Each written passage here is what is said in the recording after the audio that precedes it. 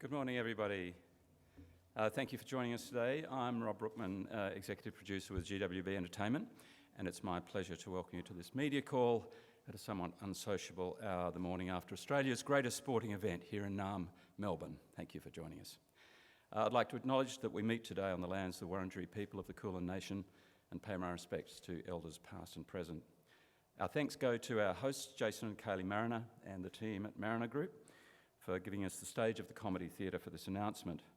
The Comedy is, of course, a much-loved jewel in Melbourne's vibrant theatre district and a theatre that we at GWB absolutely love, having brought Jagged Little Pill, Girl from the North Country and A Christmas Carol here in 2022, with a return season of A Christmas Carol starring Owen Teale coming up in November. While we're at the Comedy this morning, I should point out that our announcement actually relates to another wonderful Mariner theatre, The Beautiful Princess. A special welcome to the Honourable Steve Dimopoulos, Minister for Tourism, Sport and Major Events. Minister, we thank you for your leadership in enabling major theatre productions to premiere in Melbourne, Australia's theatre capital. I'd also like to acknowledge our friends at Visit Victoria, with whom we've worked so closely to develop this particular project that the Minister will announce in a moment. Particular thanks to Brendan McClements, Kelly Dixon, Lyndall Pond, Chris Goddess and Chair Janet Whiting. Finally, a special welcome to a number of cast and crew members from some of GWB's previous and current shows here in Melbourne. It's great to have you here with us this morning. It's your great talent and commitment, along with your production colleagues, that is at the heart of our theatre industry. Today is a really exciting day for us, a major step on the journey of a show to the stage. Our directors, Torben and Rochelle Brookman, Paul Warwick-Griffin and Gareth Williams, thank all behind the scenes who have worked at warp speed to get us here. I'd now like to invite Minister Steve Dimopoulos to let you know what we're all here for.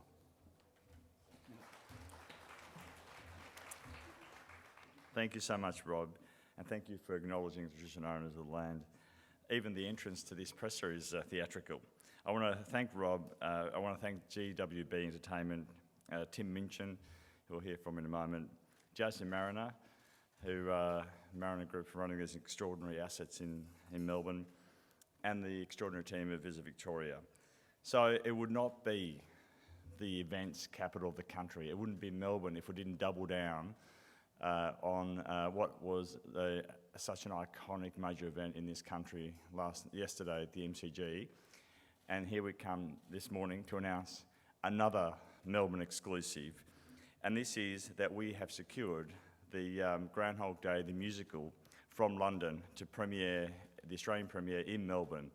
And it will only be in Melbourne you'll be able to see Groundhog Day, the musical, from January to April next year. We are so excited about this. It is a award-winning, critically acclaimed musical, and it's played at the Old Vic in London, and it's played in New York. And of course, as we've consistently seen over the last few years, it often is New York, London, Melbourne, or the other way around. The tickets, I think, for this will be hotly contested. So I want to thank Tim Minchin for joining us here today, and you'll hear from Tim in a moment. It is actually a special privilege to premiere in Melbourne an Australian composer's work in this critically acclaimed show, Groundhog Day, the musical. It follows on, effectively, from what are a bunch of premieres in this fine city and state of ours, from Aunt Juliet to Harry Potter to Moulin Rouge to Beetlejuice, all the premieres, all the best musicals you want to see in theatre shows, you normally see them first in Melbourne. And on this particular occasion, it is exclusive, so it won't be going anywhere else in Australia for those for the next few little while. So, just to remind the value of these, not only is it that the citizens of this great state rely on, deserve good cultural and artistic offerings and some of the best musicals available like this one, but it's also an economic boost for us. As we all know, we had many thousands of supporters from around Australia, not just Brisbane supporters, but Magpie supporters from around Australia, come into Melbourne for yesterday's iconic match and then spill out into the CBD and surrounds to spend in the visitor economy. This does the same thing. These exclusive premieres, we expect people to come from interstate and in fact international visitors to see these shows. And while there are theatres in other parts of the world. There's something special about going to the theatre in Melbourne because it is not just the theatre district, but it is surrounded by the best bars and restaurants and nightlife you could possibly imagine, and easily accessible by public transport. So coming to the theatre or going to the theatre in Melbourne is unlike going to the theatre pretty much anywhere else. We're very excited by this partnership. We're happy to host, again, international interstate visitors for this extraordinary Groundhog Day, the musical. And on that note, I'll hand back to Rob. Thank you so much.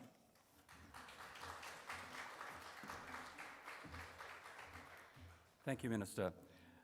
We are so pleased to be making the great theatre city of Melbourne the exclusive Australian home of Groundhog Day before it continues its international journey. We now have just a small taste of what's to come when this brilliant production hits the stage in January. That, of course, is just a tiny slice of one of the most joyous theatre events I've experienced in the last few years, and it's no surprise that it's been created by the team that brought that other pint-sized bundle of joy, Matilda, to the stage. And one of the inspiring leaders of that team, alongside Groundhog Day's original creator Danny Rubin and director Matthew Walkus, is our very own theatrical, musical, comedic, performative polymath, Tim Minchin. Please welcome Tim.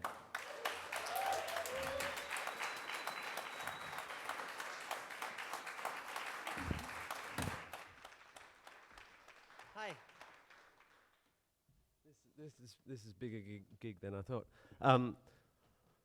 So Groundhog Day is a romp and a joyous comedy and full of satire, and it's quite a different musical in that it's well, not different.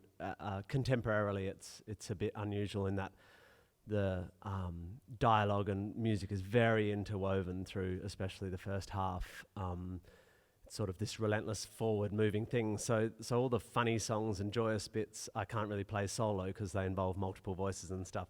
So I'm going to play you a ballad. In fact, I'm going to play you the song that closes the show. Groundhog Day exploits all the big metaphors that life can be seen like a day. You're born in the dawn and nighttime comes to all of us, and it exploits the idea that weather is like our feelings, these big ideas. It exploits the idea that all the world's a stage, that we're playing roles. And really, although it's really good fun and silly, it has huge themes, as the movie did, but with the musical you get to really drill into those themes. And so when I had to write the final song, I had to get life is a day, moods are like weather, all the world's a stage. I had to resolve the love story. I had to get that the acceptance of death is inherent in happiness, that decentralizing yourself, that you're not the star of the stage show of your life, decentralizing yourself and worrying about others is central to happiness. And more than anything, being present to the what's available to you in your life now, rather than always aspiring to what's in the future, is central to happiness. So this is what happens when you have to do that. This is the result of that impossible task.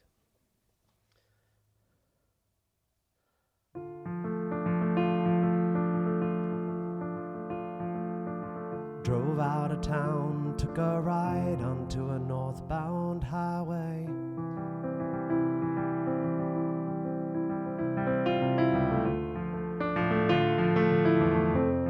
Was it really only yesterday? If I had known what now I know, maybe I would have taken a moment. Maybe I looked over my shoulder. Maybe shed a tear. Now I'm here. A storm rolled in, overwhelmed me sometime late this morning.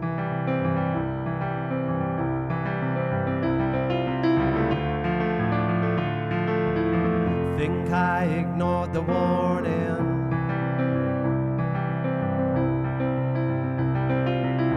I spent a lifetime seeking signs, reading lines, trying to forecast the future. Always staying a day ahead. that was the idea. Now I'm here.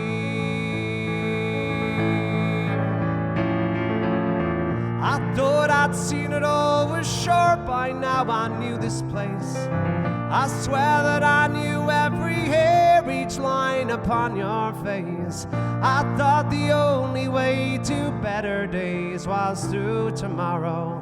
But I know now that I know. Yes, I know now that I know nothing.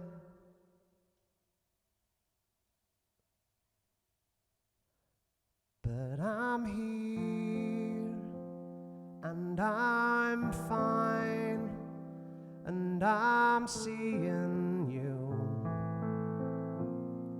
for the first time.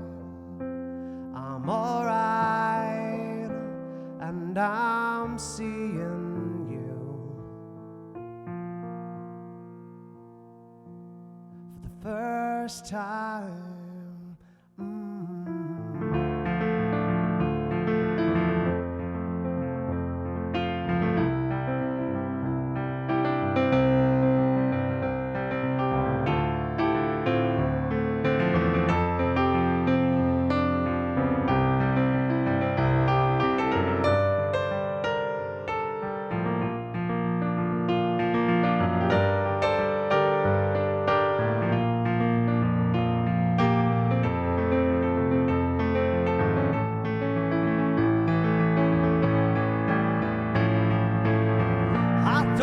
Seen it all, was sure by now I knew this place. I swear that I knew every hair, each line upon your face. I thought the only way to better days was through tomorrow. But I know now that I know nothing. Yes, I know now that I know that I'm here, and I'm fine.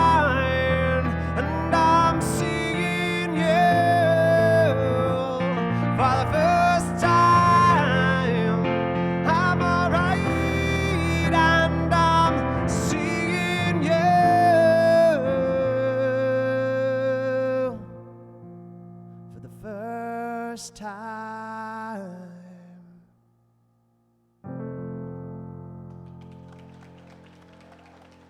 Thank you very much.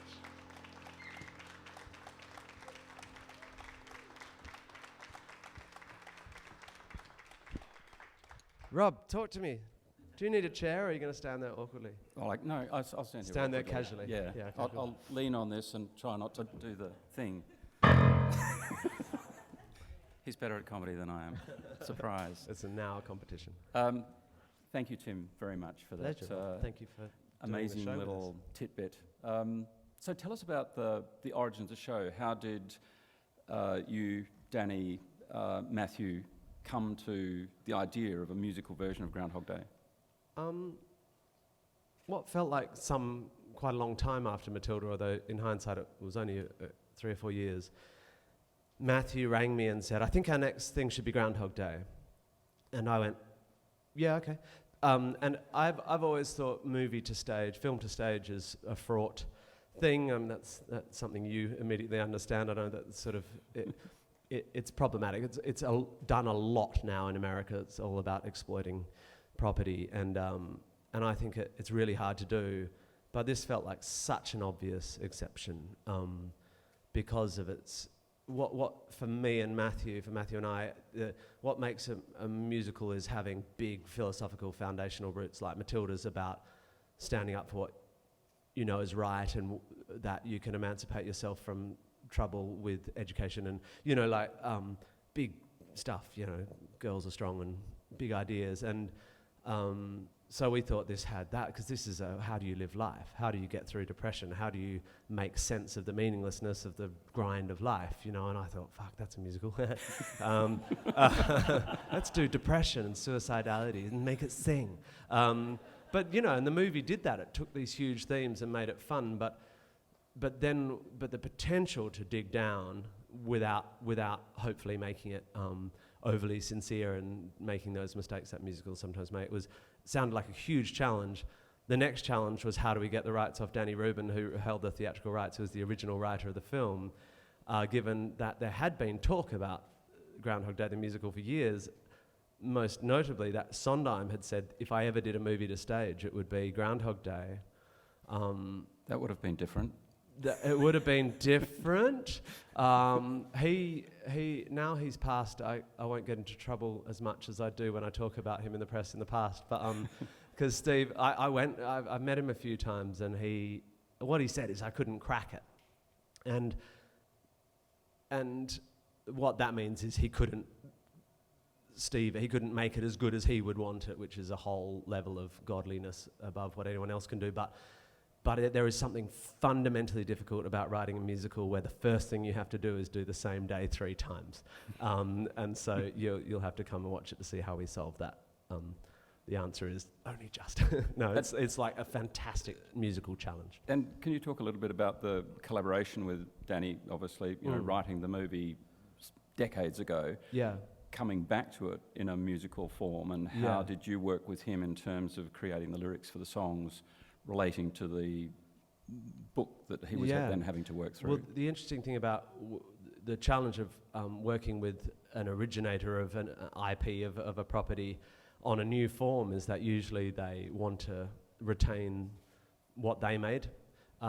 Danny is the opposite. Danny is this unbelievably beautiful sort of intellectual free spirit. And when he wrote the film, it then got sort of taken off him, or it was handed over to Bill Murray and beautiful man whose name I always forget, who also passed away, who directed it and co-wrote it. And so Danny had sort of lost it, so this for him was another chance to see what else it could be. And actually, Matthew and I spent a whole time going, no, Danny, don't throw it all out. Like, he was like, I've had this idea for a scene. Phil is floating in amorphous space. And like, you're like, what the fuck are you talking about? Like, this is a brilliant piece of structure. And so he was unbelievably open and always very funny, but also had never done this before. So Matthew and I, weirdly, much more mathematical than Danny is. We are engineers, we're trying to build a puzzle, and Danny's like, let's just float free. So it was the opposite. You'd think he'd be controlling and we'd be the archetypes, but it was, we're trying to go, I think we need to be more structured about this. So, but that, all good creative things, and it was the same with me and Dennis in Matilda. Both Danny Rubin and Dennis Kelly, my 2 collaborators on my 2 musicals that people know about, are people that I love so much, and we're so close. But it was a relationship forged in like passionate and respectful. No. But see, what I'm trying to, my lyric is going to support the theme, and you're treading on my lyric. It's like that, and it's beautiful as long as you treat each other with respect. It all works out well. And the show premiered at the Old Vic in London, and has had 3 iterations. That first one at the Old Vic, Broadway, and then back to the Old Vic for another season.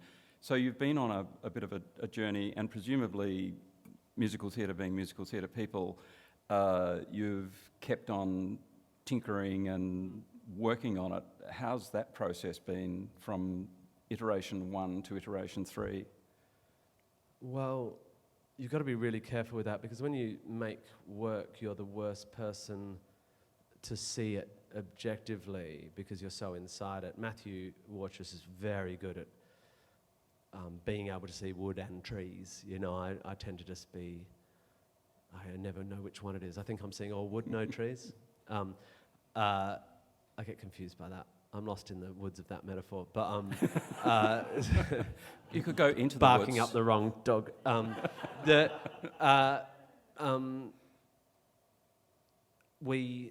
We identified, it's incredibly critically acclaimed and won awards. We sort of did 6 months on Broadway, which is not quite enough to make it what, Americans are very binary. It's like, that's a hit, wasn't quite enough to make the money back, which means it, is designated. So what you don't want to do is go, it wasn't a huge financial hit on Broadway, then let's change it, because that's the opposite of what I care about. What you do want to do is take the opportunity, and what we did was simplify it, because when it was at the Old Vic, a Broadway producer, a since cancelled Broadway producer, please, sorry, don't say that, was very enthusiastic about Broadway, so you have to sort of pimp it because it's like, where's the razzle dazzle?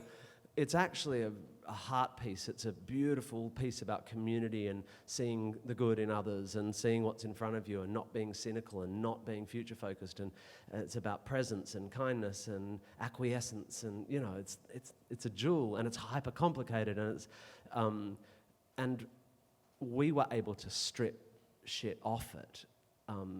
To take out all these automated revolves, to reduce the cast a bit, to make sure the set is always built by cast members so it has a sense. This metaphor that this guy is trapped in the musical of his life, the annoying American musical of his life, is supported by what we call a more push-pull production, which is why we can now have it in Australia. We couldn't have got it here with the Broadway nonsense. And that process of stripping back, like so many things in life, like the theme of the thing, we end in simplicity. We start with incredible complexity and it ends in kind of folk. There's a musical journey from complexity and sort of cynicism to simplicity, harmonic simplicity. And it seems so stupid we didn't think from the very beginning that what this show needed was to be more organic. And I think this production that's coming here is better than it ever was. And I got to fix some annoying musical choices that I'd made. What the hell were you doing? So yeah. We love hearing that this is going to be the very best Groundhog Day in Melbourne, and the one that'll continue into whoever knows what the future may be after the 3-month season here. I'm going to stop asking questions and invite the gentle people of the media to fire a few questions at you. You've got the gentle ones. Oh, excellent. Hey Tim, why Melbourne only? Hi. Why Melbourne only?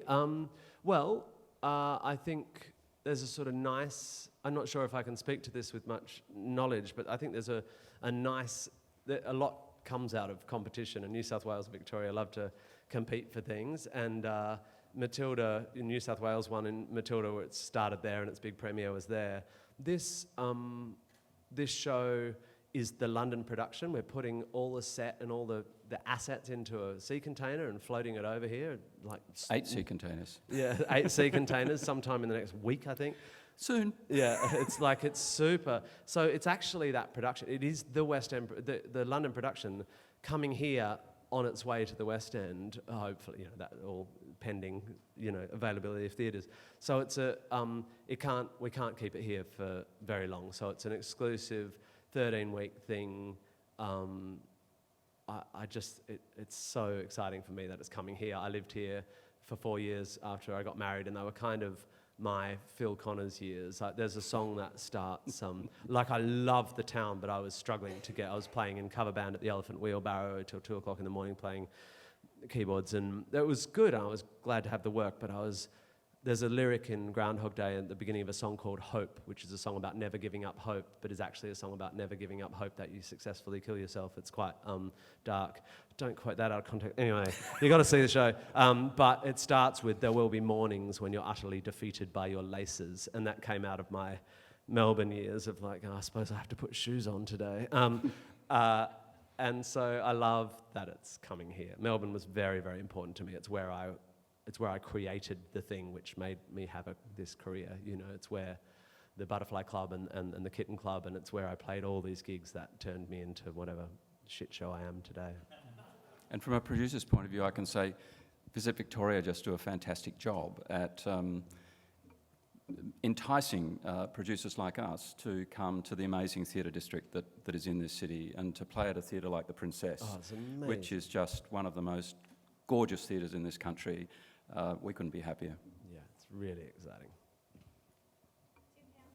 People who are proper fans of the movie, I mean, obviously, notwithstanding trolls and haters, you tend to hear the positive feedback. People mostly, if they don't like it, pleasant about it and shut up. But, I mean, Bill Murray came twice on Broadway and just loved it. And because it's co-written by the originator of the music, its spirit is, despite the fact that Danny's always got mad ideas, the spirit is absolutely there. The story goes the way the story goes, but it is extremely different. Apart from anything else, Groundhog Day, the movie, is it's the Bill Murray show, and Bill's one of the most gifted artists of our time, but it's like there's a lot of Bill Murray in it. You know, he's always somewhere between, there's a bit of Bill between the character and the camera, fizzing all the time. So the first thing we had to do is like, Phil Connors is not Bill Murray. We have to completely rethink that. So Phil is still funny and acerbic and incredibly amoral and naughty, and you know, it's interesting putting it into a 2023 world, because it's become slightly untrendy to take an amoral, even immoral, especially a sexist character, and redeem them. It's like more trendy to go, that person is irredeemable, which is part of a bigger conversation that I think we're moving past that little bit. I think it's incredibly important for us to see redemption in art.